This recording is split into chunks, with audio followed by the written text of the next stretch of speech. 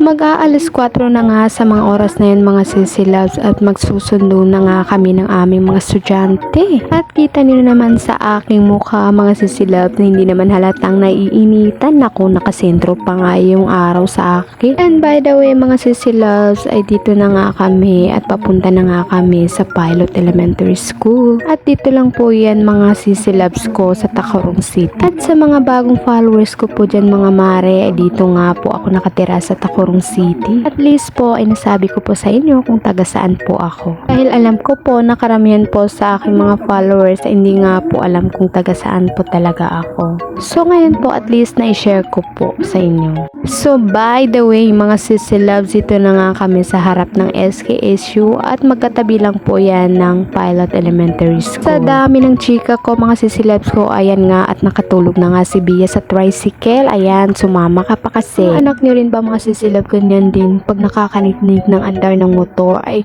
mas nauna pa nga silang sumaka. And fast forward mga sisilabs, ay dito na nga kami sa tagal-tagal ng aming biyahe. Charis. Nako mga sisilabs ko, hayaan nyo na po yung voice over ko dyan dahil may mga bata po talagang maingay dito sa tabi ko. Charis. Na maraming makaka-relate nga na mommy vloggers.